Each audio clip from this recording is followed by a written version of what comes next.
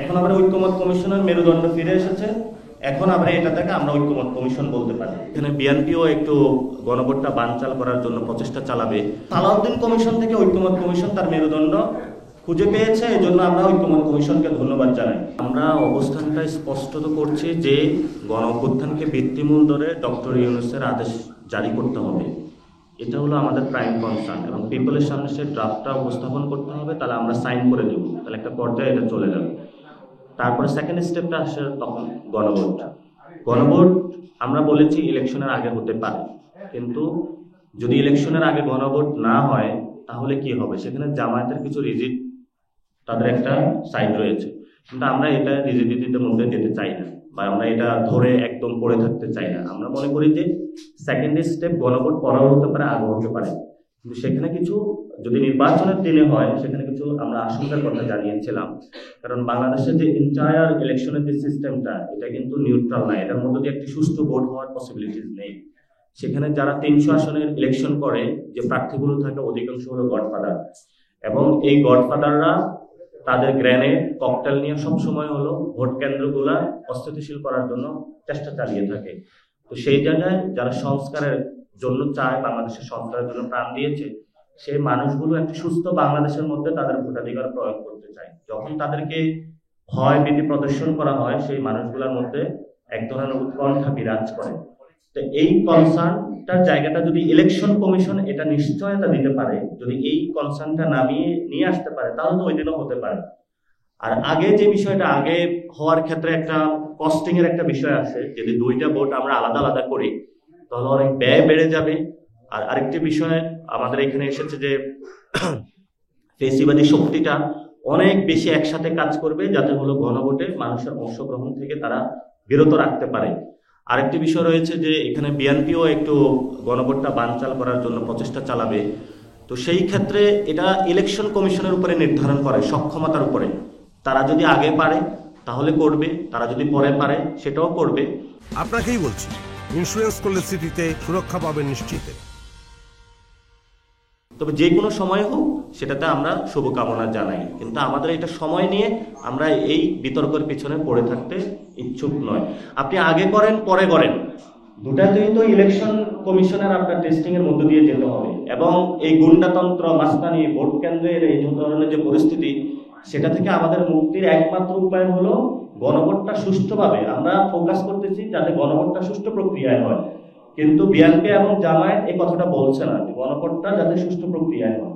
আমাদের দাবিটা হলো গণভোট যাতে আগে হোক বা পরে হোক, সুষ্ঠু প্রক্রিয়ায় গণভোট হতে হবে। কারণ জনগণের যে ভোটিং পাওয়ার, সেটার মধ্য দিয়ে এটাকে আমরা আরো শক্তিশালী করতে চাই। আর আমরা এটাতে প্রস্তাবনা যেটা একের খসড়ায় যেটা বলা হয়েছে, সেটা আমরা বলেছি যে এটা বিল আকারে উপস্থাপন করতে হবে, প্রস্তাবনা আকারে নয়। কারণ বিল আকারে উপস্থাপনা করলে অনেক শক্তিশালী হবে, এবং প্রস্তাবনা আকারে করলে এটা পরবর্তীতে আবার ড্রাফটিং এ প্রবলেম হবে। এই জন্য আগে ড্রাফটিং বিল সবকিছু আগে হয়ে যাক, তাহলে আমরা সাইন করে দেবো, এটাতে আমাদের কোনো সমস্যা নেই। এটা তো ঐক্যমত কমিশন ছিল, তো এটা মাঝখানে সালাউদ্দিন কমিশন হয়েছিল। এখন আবার ঐক্যমত কমিশনের মেরুদণ্ড ফিরে এসেছে। এখন আমরা এটাকে আমরা ঐক্যমত কমিশন বলতে পারি। তো এটা কোনো দলের জন্য নয়। সালাউদ্দিন কমিশনে জুলাই সনদ বাস্তবায়ন কি হবে সেটা নিয়ে তারা কোনো আলোচনা করে নাই।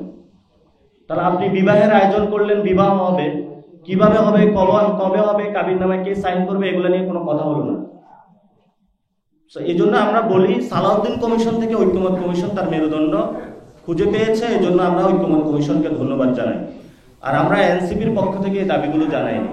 ঐক্যমত কমিশন এই যখন সাইন করেছিল পার্লামেন্টের সামনে স্বাক্ষর অনুষ্ঠানের পরে, তারা দীর্ঘদিন ধরে বাংলাদেশের যারা এক্সপার্ট, বিদেশি যারা এক্সপার্ট, তাদের সাথে বসেছে, আহত ফ্যামিলির সাথে বসেছে, শহীদ ফ্যামিলির সাথে তারা বসেছে, তাদের থেকে দাবিগুলো এসেছে।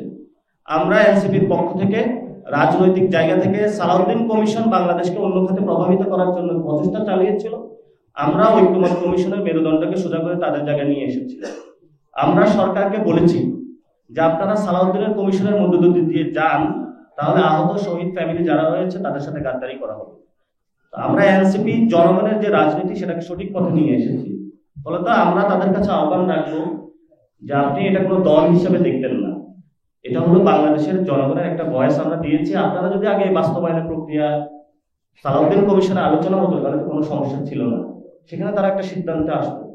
আমরা যখন বলেছি যে আমরা এই সিদ্ধান্তটা না দেখে আমি তো অন্ধভাবে সাইন করতে পারি না, তাহলে ওনারা এটা তো ওনারা ভুল করেছেন, যে ওনারা বাস্তবায়ন প্রক্রিয়াটা কেমন হবে সেটা দেখেই বিএনপি সাইন করা উচিত ছিল। তো ওনাদের ভুলটা তো আমাদের ঘাড়ে এখন তুলে দেওয়া উচিত না। তো সেই জায়গা থেকে বিএনপির প্রতি আহ্বান থাকবে যে আপনারা নিজেদের ভুল অন্যদের উপরে চাপিয়ে দেওয়ার চেষ্টা করবেন না। আপনি সাইন করে ভুল করেছেন, আপনার দেখা উচিত ছিল যে বিলটা কি হয়। আমরা সেই দাবিগুলো দিয়েছিলাম, আমরা আপনাদের কাছেও গিয়েছিলাম। সো এই জন্য হলো, যদি দীর্ঘদিনের পুরাতন রাজনীতি দল বলে সব জানতা আপনাদেরকে মনে করুন, মাঝে মধ্যে খেলতে গিয়ে একটু ভুল করে ফেলেন।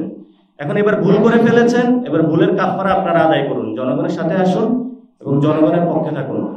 আর এখানে তো রেফারিকে মানে ফাউল করতেছে, মানে রেফারিকে তো দায়িত্ব পালন করতে দিচ্ছে না। ছিল ঐক্যমত কমিশন, বানিয়ে দিচ্ছে সালাউদ্দিন কমিশন। তা আমাদের দায়িত্ব তো হলো রেফারিকে মানে তার দায়িত্ব পালন করতে দেওয়া।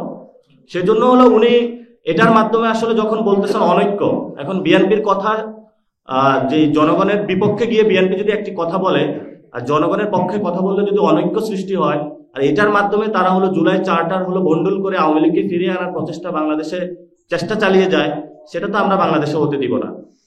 তারা গত 15 বছরে ধাক্কা দেয়, নড়ে না, শেখ হাসিনার গদি নড়ে না, শুধু ঢুলে নড়ে না। কারণ এক দিনের বেলায় গদি হলো ডুলাতো, রাতের বেলায় আবারই গিয়ে হলো গদিটা ঠিক করে দিত।